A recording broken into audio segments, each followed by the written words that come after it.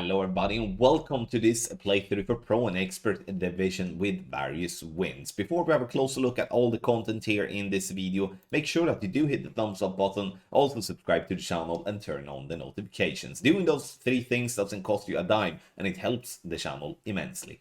For those of you that do want to invest more in your game and become a better player quicker, then you can scan the QR code here on the screen or use the link that is in the description down below. Patreon.com/GolfClashTommy. And for those that are looking for more free content as well, our website GolfClashTommy.com is the place where you can find loads and loads on loads of free content to learn from. Follow the info box on the right hand side to get to the club distance adjustment, elevation adjustment, also a ball and club type I suggest you to play with. Have in mind that those are all suggestions and you don't have to follow it if you don't want to, but there's always a plan behind it. So let's go to hole number one.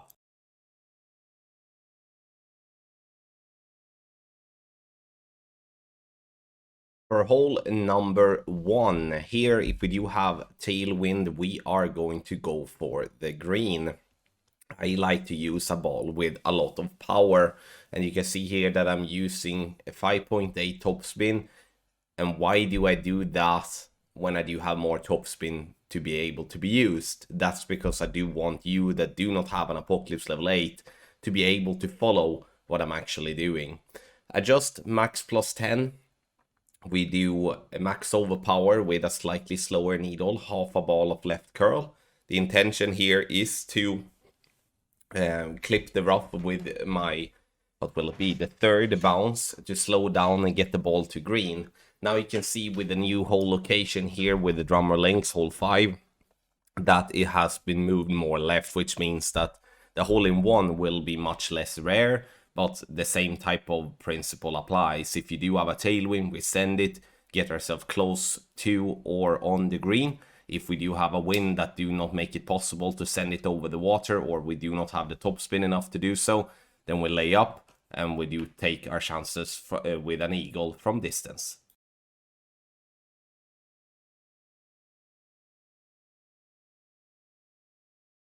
For hole number 2, I would like here to start using a power 3 ball in NMT, this in a tailwind. If I would be having a headwind, I would be going with a power 1 ball such as a Navigator or a Quasar.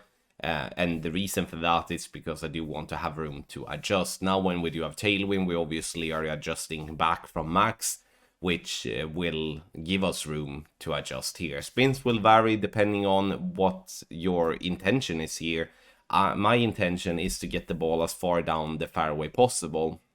And the reason I want to do that is to leave myself a chance with my sniper. If you get too short, then you're gonna have to force and play yourself with wood club that do have more power, such as the Cataclysm or the Guardian.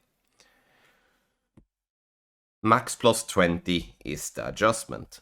Second shot, now you will see that there are some signs, but the signs has been moved left since I last saw them, so they will not really be in play here. I mean, if you put the signs in play here, you are doing something really wrong. So my point is here that you can't really blame the signs if you do make a mistake and have them in your way after you have taken your second shot. You can use some, like I do here, use some left spin that will move the target even more right, and then you can attack the pin like this. There is two ways of playing this shot here for an albatross chance. That is the one way that I'm doing here now, a double bounce up towards the pin, using the second bounce to be in the rough to slow the ball down and roll up towards the pin.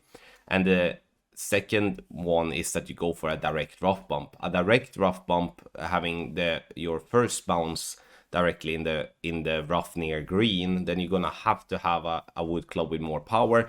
You're gonna also have to play with a wood club that do give you a better, or that has more, not the wood club, but you need to play with a ball that do have more power to be able to reach to that spot. Mid plus 10, or like around mid distance here with my sniper was what I played in the video. But again, different ways of attacking this hole. I do feel that the signs that I thought personally was I thought the signs were a bigger problem than what they actually is. Now I know I can breathe and I can rely on the signs will not be a problem for anyone really playing this hole in the game.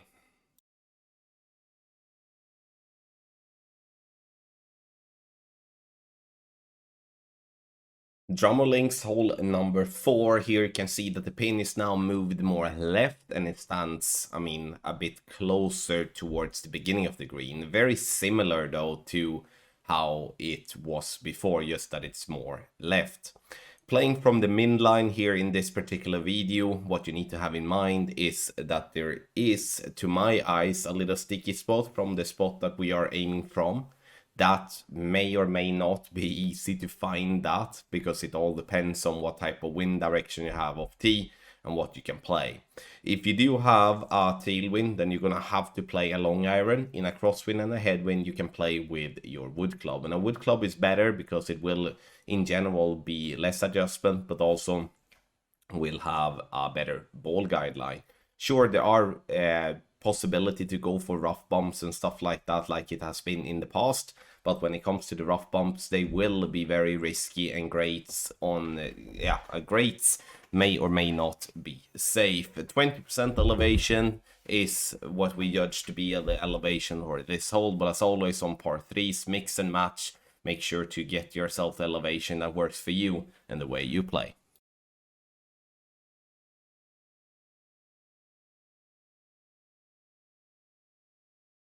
Hole number 9 of the Maple Bay 2, we are starting with a QB and a P3 ball at max rest, blue ring to the right by the rough line, and I'm applying 3 right spin and 4 top spin.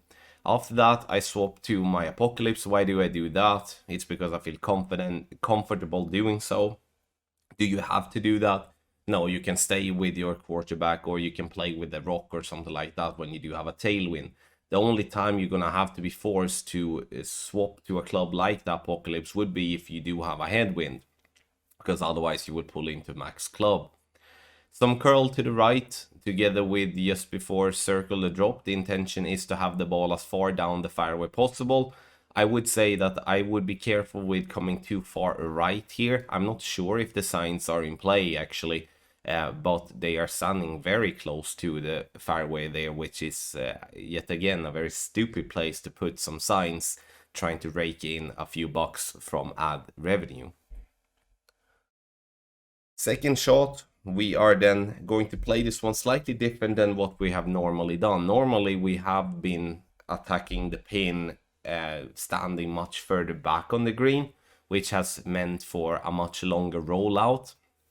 But now to me, it looks like they have remodeled the green a little bit, made it a little bit more bumpy, and moved it more right. So what I think here is to try, I mean not try, but you should, if you do have a tailwind like this, leave the ball guideline a little bit shorter than what I'm doing here on the video.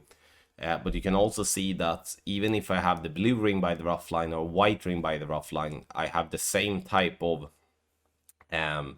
shown on the ball guideline, which obviously is then very helpful in terms of if I make a slight over adjustment or under adjustment, it will probably come in approximately the same way. You can see how close I am to the sign there, and it's still not clipping the sign. It's not even showing a tendency to do so.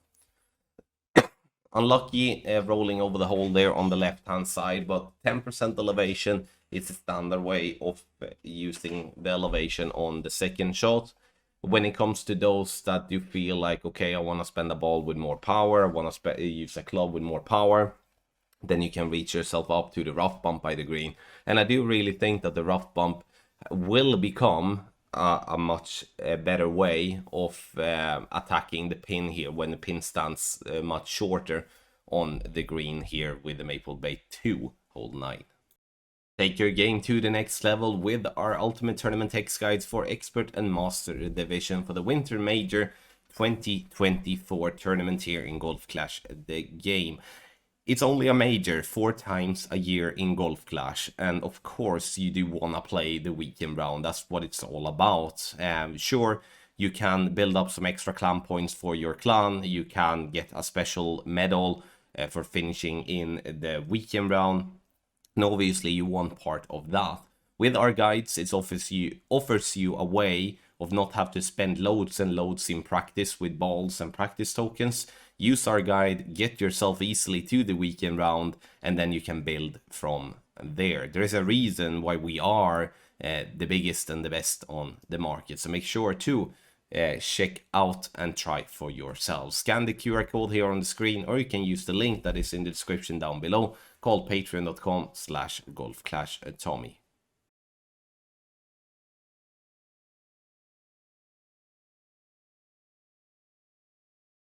Hole number 8 of the Drummer Links 2. We are starting with a QB and a P3 ball at max rest.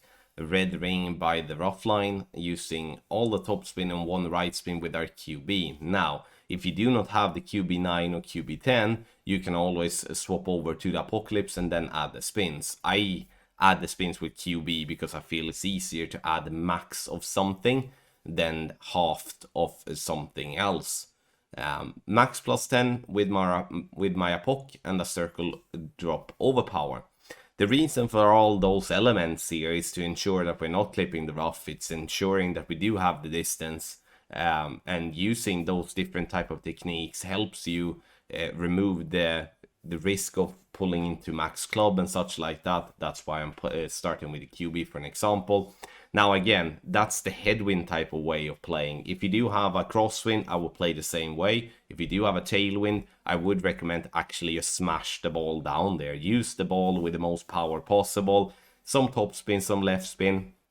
And just use the club with the most power and just overpower the ball down. And that ball will most definitely be around the green. It will sometimes be rough. Sometimes it will be green, sometimes fringe. But again, I feel that that's definitely a risk worth taking, because the layup here is not as easy as it looks. However, though, when it comes to this new hole location being much more left, they have taken away the difficulty of the rough bump that were before. Because before, when it was more right, or we still have obviously with the Drummer Links 1, then it is more right, and that's a difficult part, because then it goes just up there by the middle of the green, where it kind of slopes both right and left, and it's hard to gauge both the speed but also the direction it comes in. Now there is a little sticky spot that we play into, and it's all about finding the right adjustment here. Now this is not maybe an ultimate way when it comes to a layup, because the reason I aim so far back in the rough is due to my thorn being out of range otherwise. I would prefer try to have a long iron from min club if I do have a headwind, whereof in a cross or a semi-tailwind I would definitely look into a short iron there as well. 10% elevation, again, build the second shot the way you want. The only outcome we're looking for is to drop the shot.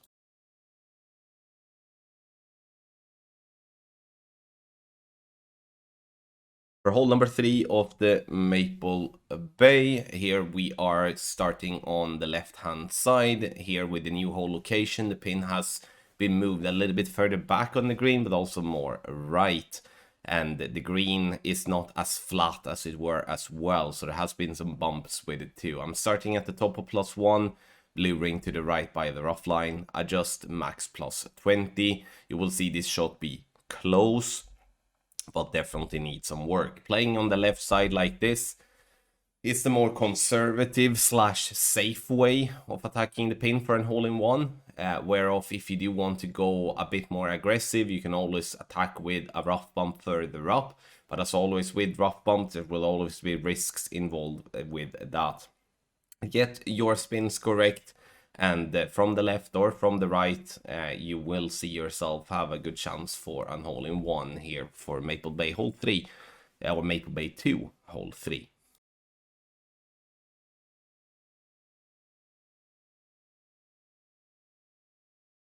On hole number 1 of the Maple Bay 2, we are going down the right side. I do personally believe that the right side play is going to be the only play now, especially from the second tee. Because now when they have moved the pin, I know you can see that in the distance, they have moved the pin much further back and also left, which means that we can now attack the pin in a much easier way than what we did before. However, though, for those that have played this hole a lot, are also familiar with that we once not once, but we in the past, or at least with the Maple Bay 1, have been doing a pretty successful backspin shot with the Thorn. That's not really possible now, as now it's attacking the pin dead on. Max plus 10, the adjustment, use whatever topspin you feel confident with using. The closer we are to the hole here from the right hand side, the easier obviously the second shot will be. Now, the second shot is not the best one I've done in my Gold Clash career, but what I would like you to have in mind is that here there are a pretty significant sticky spot where we are aiming. A right to left wind is a tricky one in the sense of you either have to aim on that slope. You can see that the fairway is pretty low there where we are aiming, but more to the right it slopes, so the ball will then automatically push the ball back left, and that will make it very easy to do what I'm doing here in the video, which is to miss on the left hand side. So what can we do instead then? We can use more right spin. By using more right spin, we will aim more left. We will avoid that point that we landed on there, and we can avoid then the extra push to the left. That would be my best suggestion. You can obviously use more backspin and land higher up if you would like, but I personally have learned to love these type of second shots where we do not really need to use any backspin or topspin. It helps me, or at least I believe it helps me to control the outcome in a much better way. 10% elevation, it's gonna be somewhere between min and max distance.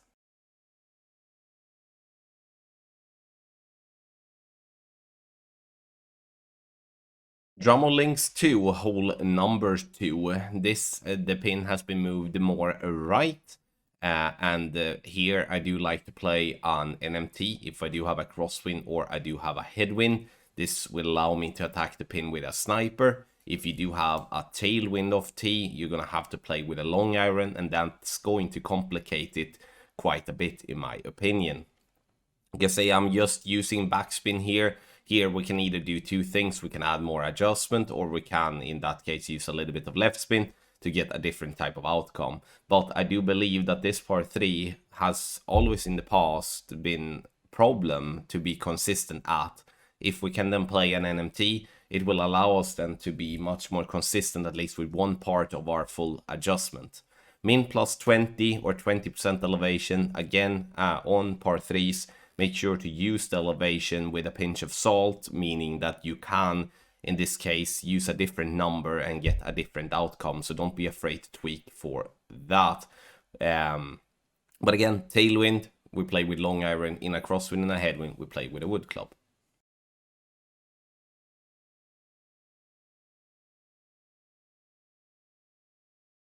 Hole number 6 of the Drummond Links 2 is and has always been a very difficult par 5.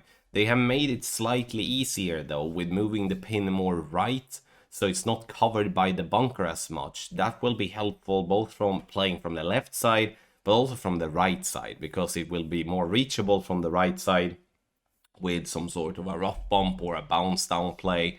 And also here from the left, which is my example for you, that you can play a very conservative drive, just rolling the ball down the left hand side, and still get yourself a look at Albatross. Because the right hand side, what that does is if you do have a nasty wind of tee, you have a risk of having to push the drive really hard. And when you have to push the drive really hard, what do you normally do then, or you risk do then? That is mistakes. So playing down the left hand side will always give you an opportunity here with hole 6 on the Drummond Links 2. But the left hand side, in my opinion, if the wind is favorable with some tailwind and stuff like that, you can get a very nice line in towards the pin. But again, I wanted to show you this way here from the left, because it's not really shown in any other video, because it has not been possible to really be played like this with the Drummond Links 1. But again, new hole location opens up for new possibilities, and then I want to display that for people, so at least you can make a decision yourself if this is a way for you to play. Now, use topspin and left spin, and the reason for the left spin is to avoid the bunker there on the left, to give myself room to hit a great left. So I'm using the top spin and then also getting the ball to hole. It is 40% elevation. It's a pretty steep elevation drop here. But as always, like I say, with second shots, par threes, build the shot yourself. Use the information I give you here as references. If you need a little bit more left, a little bit more right, either add more adjustment or you spin or, you know, whatever, something like that. You can see here that the ball comes in nicely. We lock in the eagle in an easy way. If we would be having the ball guideline a little bit through the hole instead, then the albatross would definitely be on.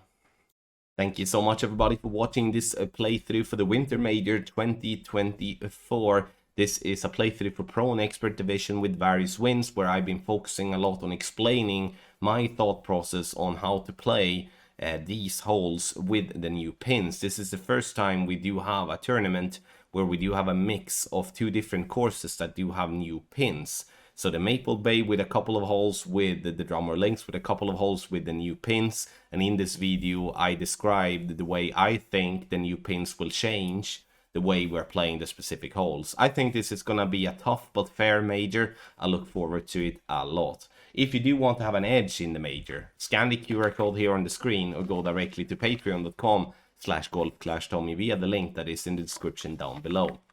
There you can find premium guides for Expert and Master Division to help yourself with ease, get yourself to the weekend round, which is obviously a good start. And then for those that do have another goal by, you know, reaching for the top 10s, for the medals and stuff like that, you can use the guides for that as well, of course.